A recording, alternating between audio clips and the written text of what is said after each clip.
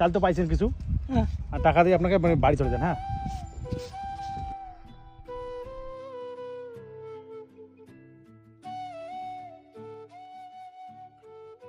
কি হয়েছে কাকা?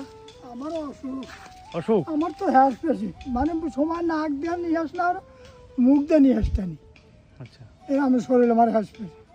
এই করে বোঝাই তাই বাড়া হয়ে গেছে। আমার তো পয়সা দেয় না, দেয় চাল, আমি তো বাহারি শরীরে হ্যাস পেয়েছি। কারণ 10 বাড়ি না, আর অভিনয় নাগে। আচ্ছা, বাড়ি কোথায়? বাড়ির চিলকিয়াটে যে 9 বৈশাখে মেলা হয়, সিল্কির হাট? ওই যে আরে মাজার আছে না ওখানে অজয়, হুম হুম, বৈশাখের 9 তারিখে অজয় না হয়তো হয় উত্তরি বাড়ি শুনে, আচ্ছা অনেক বীরের মাজার আছে, সদুল্লার মাজার আছে, ওটা বিরাট অনুষ্ঠান হয় বহু দূরের থেকে।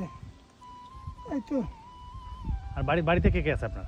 বাড়িতে একটা অন্ধ ছেলে আছে একটু, আর বড়টা বিয়া করে আলাদা হয়ে গেছে, আর যেটা অন্ধ সেটা আছে আমার মাঝে, আর বড়টা বিয়া করে তার বেটি বিয়ে দিছে, ওটা আলাদা হয়ে গেছে ওটা।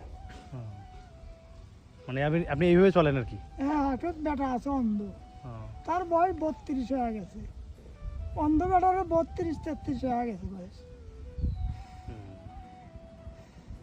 তাছাড়া নেই। সবাই তো চাল দেয়, টাকা তো দেয় না কেউ। না, চাল নিয়ে ঘুরতে পারেন আপনি, হাসপাশি আপনার? আমরা বেশি ঘুরবো ইন্ডিয়ান চলে যাবো, আমার শরীরে বেশি করে ঘুরে হারি না।